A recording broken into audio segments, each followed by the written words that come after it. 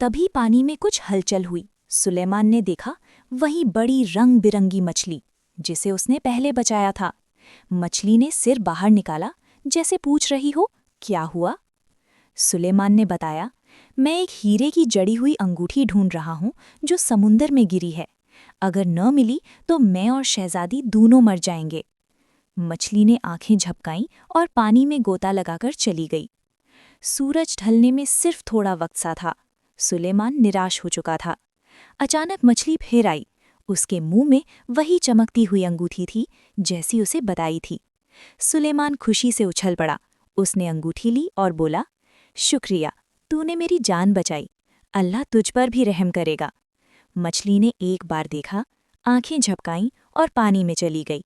सुलेमान ने नाव तेजी से किनारे की तरफ मोड़ी। रास्ते में तेज हवा चली जिसने नाव को तेजी से किनारे की तरफ ढकेला। सूरज ढलने से पहले वो किनारे पहुंच गया। उसने सबसे पहले अल्लाह का शुक्र अदा किया। सब लोग इंतजार कर रहे थे। सुलेमान ने अंगूठी सौतेली माँ को दिखाई और बोला, ये लीजिए अंगूठी। लोग खुशी से नारे लगाने लगे, अल्लाहु अकबर। शहजादी की आंखें खुशी से चमक उठी, लेकिन सौतेली माँ का मुंह लटक गया। वो गुस्से से कांप रही थी। बोली, ठीक है, लेकिन कल दूसरी शर्त का दिन है। सुलेमान महल लौटा। शहजादी ने कहा, तुमने नामुमकिन काम कर दिखाया है, जैसे अल्लाह तुम्हारी मदद कर रहा है। अल्लाह तुम्हें तुम्हारे मकसद में कामयाबी दे, आमीन। पहली शर्त पूरी होने के बाद सौतेली माँ का गुस्सा बढ़ गया। वो सोच रही थी कि ये लड़का कैसे नामुमकिन काम कर रहा है। ऐसा कैसे कर लिया इसने? कहीं जादू तो नहीं किया? और अंगूठी को उलट पलट कर देखती रही। लेकिन अब दूसरी शर्त बताने का वक्त था। अगली सुबह सब लोगों को शहर के बाहर एक बड़े और ऊंचे पहाड़ के पास इकट्ठा करवाया गया।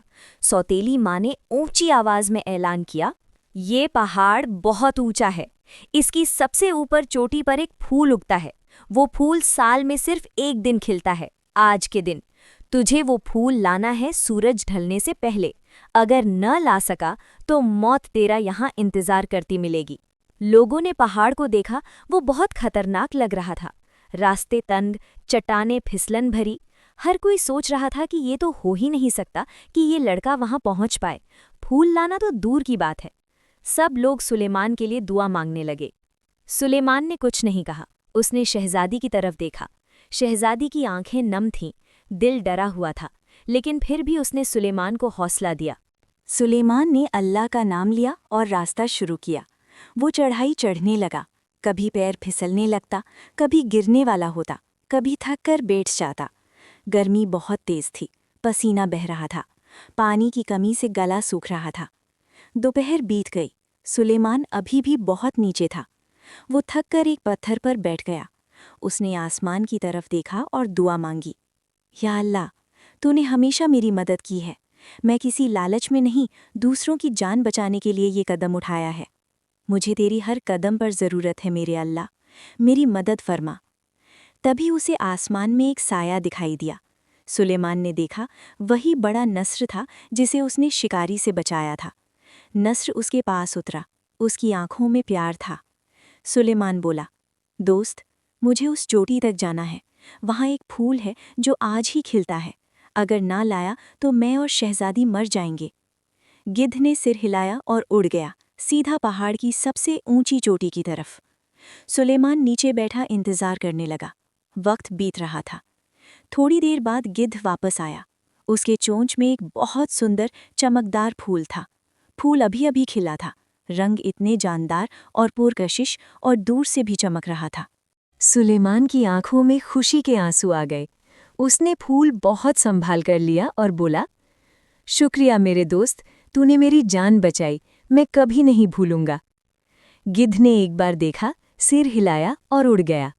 सुलेमान अब तेजी से नीचे उतरने लगा। अचानक तेज हवा चली, ऐसी हवा कि सुलेमान को उड़ाकर नीचे की तरफ ले आई, जैसे अल्लाह की रहमत साथ हो। वो तेजी से किनारे पर पहुंच गया। ठीक सूरज ढलने से पहले वो सौतेली माँ के सामने खड़ा था। उसने फूल आगे बढ़ाया। ये लीजिए, ये रहा आपका फूल।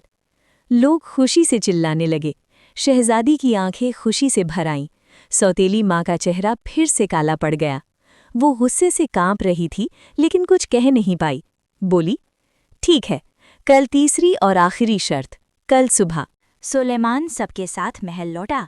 शहजादी ने कहा, तुम जादू कर रहे हो या अल्लाह तुम्हारी साथ है? बस एक शर्त बाकी है, अल्लाह तुम्हारी मदद करे। दूसरी शर्त पूरी होने पर सौतेली माँ का गुस्सा आसमान पर था। वो सोच में पड़ गई कि क्या सुलेमान के पास कोई जादुई ताकत है। लेकिन अब आखिरी शर्त सबसे चालाकी भरी थी। उसने दिल में कहा, इस बार नहीं बचेगा। अगली सुबह सब लोगों को शहर के बाहर एक छोटी से जंगल के पास जमा होने के लिए बुलाया गया। जंगल इतना छोटा था कि खरगोश जैसे जानवर भी मुश्किल ही छिप पाते थे। सौतेली माँ ने हंसते हुए ऐलान किया, ये तीसरी और आखिरी शर्त है। तुझे इस छोटे जंगल में छिपना है और मेरे सिपाही तुझे ढूंढेंगे। अगर सूरज ढलने से पहले तुझे ढूंढ लिया गया तो ये तुझे मार देंगे। अगर छिपकर बचा रहा और सूरज ढलने के बाद तू सही सलामत आ गया तो शहजादी तेरी और तुझे सुल्तान बना दिया जाएगा। सौतेली माँ अपने दिल ही दिल में खुश हो रही थी कि जंगल में छिपने की जगह मेरे सिपाहियों ने छोड़ी ही नहीं। बड़े और घने पेड़ मैंने पहले ही कटवा दिए थे। हल्की और सूखी झाड़ियां ही हैं, सिपाही बहुत आसानी से पकड़ लेंगे। 2 दिन बाद मैं इस मुल्क की मलिका बन जाऊंगी। लोग कहने लगे, ये तो बिल्कुल ही नामुमकिन है। जंगल इतना छोटा सा है कि एक ये पल में मिल जाएगा। कई लोग मोहब्बत में रोने लगे कि उन्हें उम्मीद होने लगी थी कि उनकी प्यारी शहजादी की जान बच जाएगी और हम सब भी। लेकिन अब क्या होगा? लोगों की इन बातों से शहजादी भी डर गई। सुलेमान के कानों में भी धीमी सी आवाज़ सुनाई दी। वो समझ चुका था कि लोग भी सौतेली माँ के सताए हुए हैं। उसने दिल ही दिल में अल्लाह से दुआ की, ए अल्लाह, मैं तेरा नाम लेकर आगे बढ़ रहा हूँ। इस शैतान औरत की चाल से अपने बंदों को बचा ले और मुझ पर अपना रहमो करम अता फरमा कि मैं लोगों की मदद कर सकूं। फिर सुलेमान ने हिम्मत से कहा, मैं तैयार हूँ, मुझे अपने अल्लाह पर भरोसा है। सुलेमान जंगल में घुस गया। वो इधर उधर देख रहा था कि कहाँ छिपे। तभी झाड़ियों के बीच से वही छोटा हिरन निकला जिसे उसने एक जाल से बचाया था। हिरन ने सुलेमान को देखा और पहचान लिया। सुलेमान ने हिरन से छुपने की जगह पूछी जहां कोई उसे न पकड़ सके। हिरन ने खुरों से जमीन खोदी और एक छोटी सी गुफा दिखाई जो पेड़ों और झाड़ियों से छिपी थी। सुलेमान समझ गया और गुफा में घुस गया। हिरन ने बाहर से मिट्टी, पत्ते, टहनियाँ और झाड़ियाँ इकट्ठी करके उसे पूरी तरह ढक दिया। अब बाहर से देखने पर कुछ भी नहीं दिखता था, बस जमीन और पत्ते। बहुत सारे सिपाही जंगल में उसे ढूंढने आए। अपनी तलवारों से हर झाड़ी उलट पलट कर दी, हर पेड़ के ऊपर आगे पीछे देखा, लेकिन गुफा इतनी अच्छी तरह छिपी थी कि कुछ नहीं मिला। पूरा जंगल छान मारा। सूरज भी ढलने लगा। सिपाही हार मानकर लौट आए।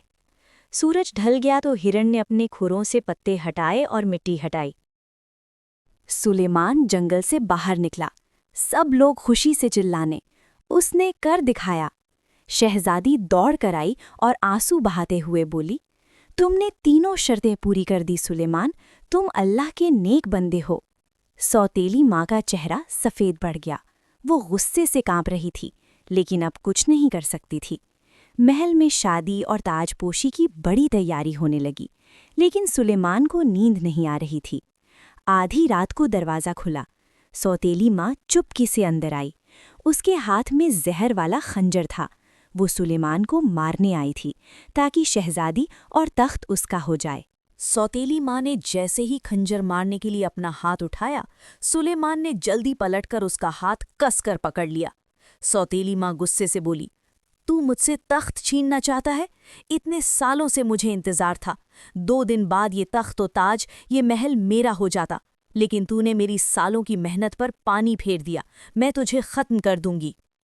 वो जोर से चिल्लाया, रुकिए, क्या कर रही हो? सिपाहियों! सिपाहियों ने आवाज सुनी और दौड़े आए। वो सौतेली माँ को पकड़ने के लिए उसके पीछे भागे। वो भी भागने लगी, लेकिन सीढ़ियों से फिसलकर नीचे गिर गई और उसकी जान चली गई। अगले दिन पूरे शहर में जश्न मनाया गया। सुलेमान और शहजादी का निकाह पढ़ाया गया। सुलेमान की ताजपोशी हुई। सुलेमान सुल्तान बन गया। सबसे पहले उसने दोनों शिकारियों को बुलवाया और नसर की कीमत और हिरन की कीमत देकर उनसे चेन और अंगूठी वापस ली जो उसकी माँ की निशानी थी। उसने ईमानदारी से मुल्क के कामों को संभाला, गरीबों की मदद की, बुरे लोगों पर लगाम लगाई। पूरे मुल्क में खुशियां छा गईं।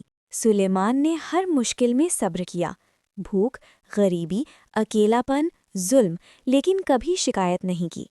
सब्र, नेकी, रहम, अल्लाह पर भरोसा, उसका ईमान मजबूत था और वही उसे एक गरीब लड़के से सुल्तान बना गया।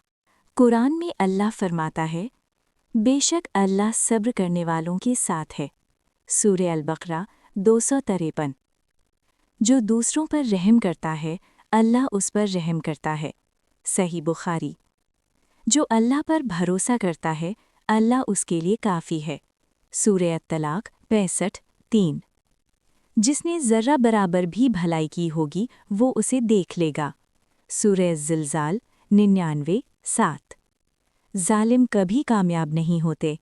सूरह अल-अनाम 6:21।